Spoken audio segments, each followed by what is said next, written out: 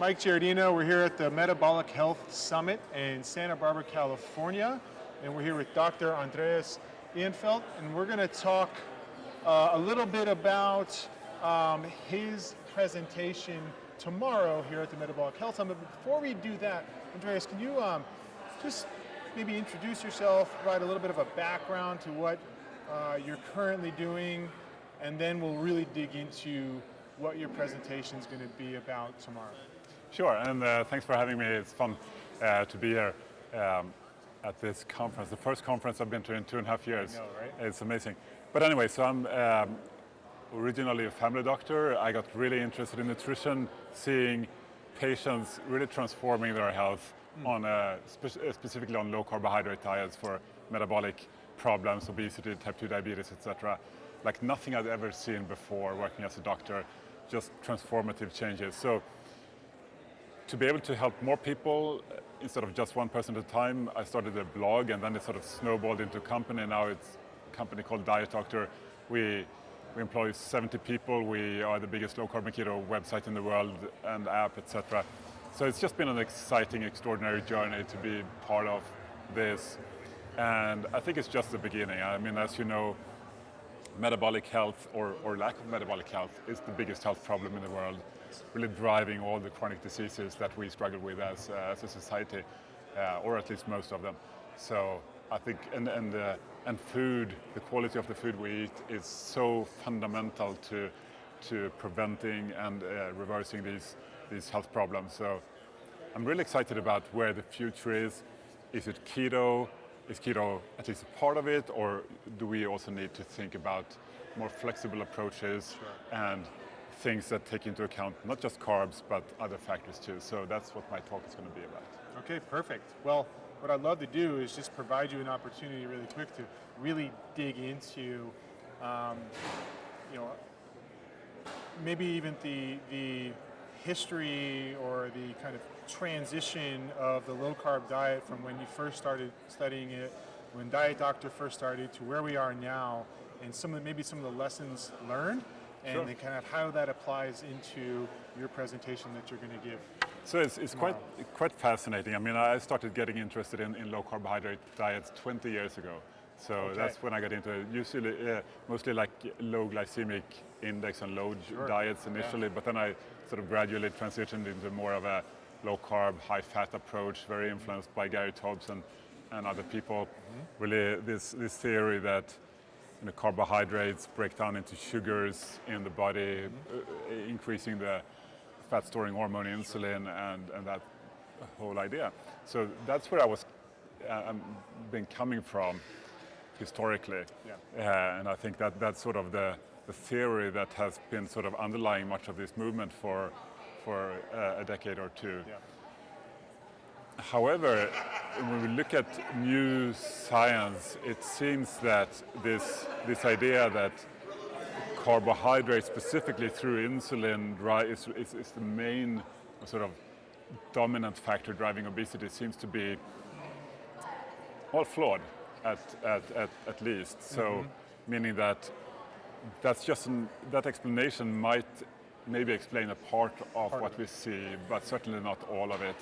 And so that's what's really making me even more passionate about this field and seeing, how can we take this advice we're giving to people and make it more flexible, more effective, whether people want to be strictly keto or eat modestly more carbohydrates. So there are other factors beyond carbohydrates that have a very strong impact, specifically perhaps protein more than anything, but certainly other factors too. So if we can then combine all of this into one approach, I think it's highly interesting, because with technology today we can do these things. We can take all of the factors, all of the main factors that drive satiety, and make it into one approach that sort of summarizes all these factors that are too complex really for any individual to dig into for any specific food or meal. but you can build tools for that. Yeah. And I think that that's highly interesting. What we could do with that is not only provide more effective keto diets, but also provide more flexible approaches with higher carb that may be equally effective or more effective even at a more flexible approach, so that we can sort of help people where they are. Okay. Take the kind of food that they love to eat and then make it better Yep. to achieve metabolic health, weight loss, abdominal fat loss, improve blood pressure, improve blood sugar, improve other markers of metabolic health. I think that's the future. So, and with, because you were saying it's with the kind of carb insulin model, it's probably part of the picture, and there are a lot of other things that are going on. Would some of those things be like neuroregulation of appetite? Does the gut microbiome, do all those things play a role? And is there like you have all these theories, but is there like a common element in diet? And maybe it's not carbohydrate, but is there another common element in your diet that really affects all these different areas? That affects how your brain, Exactly. I mean, like you said, the brain really controls food intake. I think that's pretty clear. And so, and we see that with modern obesity drugs as well, with a high satiety effect in the brain, really driving down energy intake, although they of course have side effects and they're extremely expensive and not really a solution, I think, to a problem that is society-wide. Right. But yeah, it's satiety effects of food. So lowering carbohydrates tends to result in higher satiety, but why?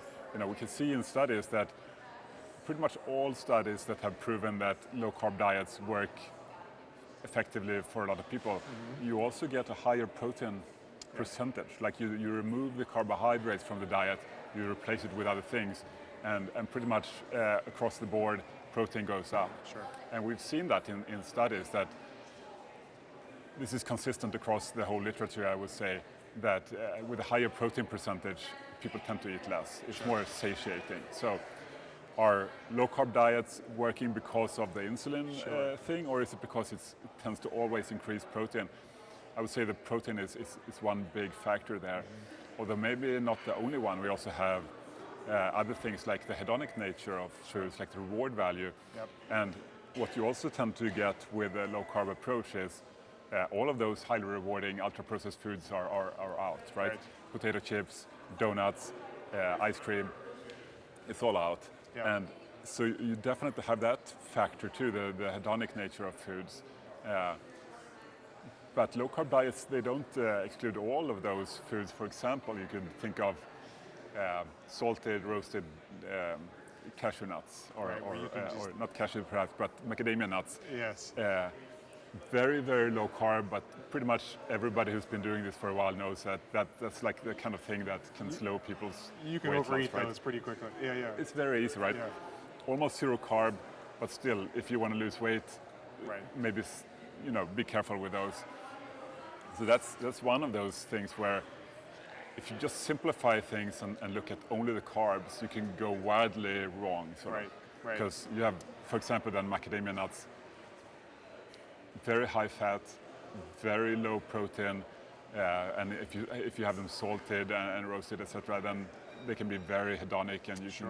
So it's one of the examples of ketogenic foods that are not going to be helpful for you. So I think that's very exciting too. Like you take these ketogenic diets and make them more effective. If people's goals are include weight loss or fat loss, then there's a lot you can do there. For example, having butter in your coffee, bulletproof coffee, it's pretty much no protein whatsoever. Right. It's all added calories, even if it's fat. I would say that's very, very much not a good idea if you want to lose body fat. Right. Yeah, that's interesting because I think that's a pretty common approach in the ketogenic diet, right? Even in terms of which what people would consider, though it's not, but consider intermittent fasting is, okay, well, I just won't eat until this time of day, but what I'm going to do is I'm going to load up with butter in my coffee up to that point. So there's a potential detrimental effect to that, especially when it comes to weight loss, is really what you're saying, yeah? Yeah, so I think intermittent fasting is interesting. There's been a few studies coming out showing that maybe it's not as effective as many people have been hoping for, and I think that potentially one reason for that is that people often tend to think of it like, if I don't eat, then I'm going to lose weight, and then when I do eat, I can eat whatever I want. Yes. And probably that's not the best approach. Maybe it's more effective to try to raise the average quality of what you're eating, and then some kind of intermittent fasting almost follows by accident, because you're going to have more satiety, and then you can extend your the window that you're fasting very easily, right? Because you're not hungry. You're Exactly. satisfied. So I think that the future is satiety, and that means taking into account all of those factors that govern satiety. That high protein is probably the biggest factor there, but you also have things like the energy density of foods, the fiber content, the hedonic nature of them, and pretty much across the board you end up with more unprocessed foods, less ultra-processed foods. You know, the whole idea of eating real foods is sort of guiding you towards those higher satiety foods, and foods that human beings are through evolution adapted to eat, where our satiety system really works the way they're supposed to. While the sort of ultra-processed foods, high in carbs, low in protein, high in reward, I mean, those just drive us to overeat massively. And they're everywhere, right? And they're everywhere. Everywhere. And there you have a perfect storm where you get an epidemic of poor metabolic health and obesity. And I find this fascinating because the food industry, they're not evil, they're just smart. Yes. Right? It's just capitalism. It's how the market works. They are obliged to do what maximizes shareholder value for their investors. And what is that? Well, it is what they've been doing for 50 years now, investing to optimize to get food that is driving obesity. Why? Because they want to sell food that is cheap to produce and that you can sell a lot of. You just keep buying Yeah. it, right? So what you end up with is food with low nutrition, because that's cheaper, and highly rewarding and highly driving towards overeating, because then you sell more. Then you sell more, exactly. And then you make it available everywhere, so you can sell even more and make it cheap enough for people to buy as much as they like. And then you have a perfect storm, right? Yes. Yeah. So they are ultimately optimizing for obesogenic foods. Sure. So we're like participants in a giant experiment here, where the industry is just trying to sell us more and more and more of the foods that drive us to overeat and make us obese. And how do you stop it? We're trying to figure out how to fight against that, right? Like the food industry can't do it. If someone even if it's the CEO, right? Yeah. If he tries to stop this, the board will just fire him tomorrow. He's out, someone else is in. And there is no way that they can do it. So what we are left with is two options: government regulation, which may or may not be a good idea depending on your perspective politically, or it's about sort of bottom-up change where people get informed, get motivated, and vote with their wallets, buying better foods, which is of course hard, right? It's very hard. Yeah. Very hard, but that's what we have. Yeah, and sometimes trying to buy those better foods is a little bit more expensive than buying those super cheap ultra-processed foods, right? So it becomes this, I mean, you can do it, obviously, but it can be a little bit more difficult. It can be a bit more expensive. Then again, you're going to eat less, so you're going to have to buy less food, and also you're going to be saving in other ways. You're going to feel better, perform better, and have less health expenses. So, I mean, these new anti-obesity drugs, for example, if you have to pay out of pocket, they can be something like $1,300 a month. And as soon as you stop taking them, they stop working. It means you have to keep taking them for life. I mean, you can get a lot of good food for that kind of money. I mean, you can eat like a king, right? Yeah, absolutely, absolutely. Okay, awesome. So I would love to finish it up with just one more question. So from what you've learned, what is the most simple nutrition recommendation that you can provide to increase metabolic health? Like as simple as possible. Eat fewer carbs and more protein. I love it. That's as simple as, I like that. Perfect. Fewer carbs, more protein. Well, this has been awesome. It's an honor to be here with you and talk with you. Can't wait to hear you talk tomorrow. Thank you so much for being here with us. This was great. Thanks for having me. Of course.